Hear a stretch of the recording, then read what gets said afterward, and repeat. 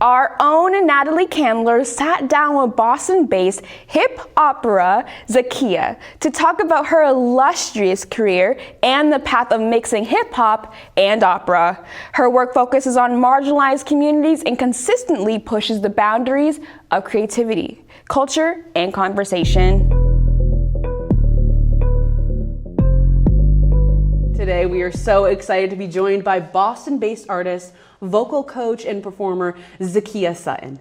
Classically trained as a singer and actress, she specializes in what she calls hip-hopera, a delightful fusion of classic operatic singing and hip-hop infused beats accompanied by rap. Thank you so much for being here today, Zakia. Thank you for having me.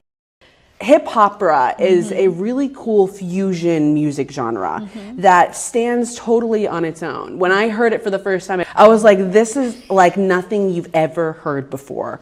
What inspired you to adopt this music genre? Yeah, so basically I grew up really loving hip hop, R&B, the sounds that I was around, right? And then in 8th grade, I started studying opera with an amazing vocal teacher by the name of Marilyn Andre. And I went to her to help me with my audition for Boston Arts Academy, my alma mater. And at the time I had no interest in opera, but she introduced me to it and she kind of showed me the ropes, and over time I gained an appreciation.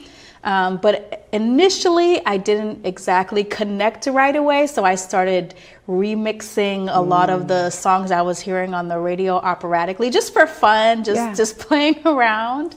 And over time, it became a genuine form of my own expression that I just embraced, so that I didn't have to like choose which world I was going to be a part of. Yeah. How do you hope this music style challenges stereotypes about hip hop or about opera? I think that for me, it's even bigger than just music itself, because I feel like we all, to some degree, struggle with people placing boxes and limitations on us. And so for me, hip-hopera is a bigger movement about owning your voice, creating your own lane, and not feeling like you have to choose which part of yourself you're going to show up in the world.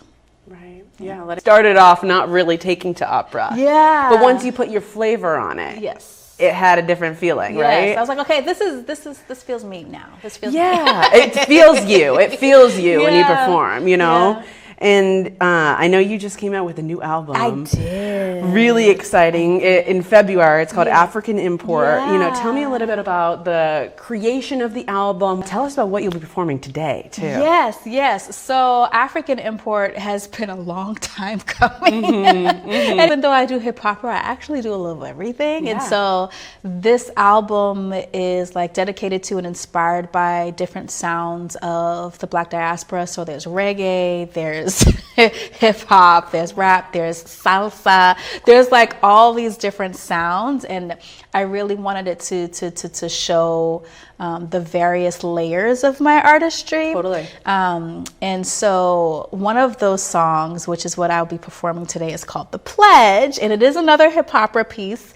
And essentially, you know, as a Black opera singer, being able to perform Negro spirituals is like a rite of passage. For sure. And so one day I just kind of asked myself, okay, like what would this sound like in a modern context? Because so many of those spirituals are about like communicating the road to liberation and showing people the path to get there. So I was just kind of like, what would that message and be today, and what would that sonically sound like today? And from that, the Pledge was born. So that's what I'll be performing today. And something I thought was really interesting was the name of the album, African Import. You know, it's a very unique name. It has a certain heaviness to it, right? But how does your ancestry and your background inspire your work? I know you talk about how this album really explores the diaspora.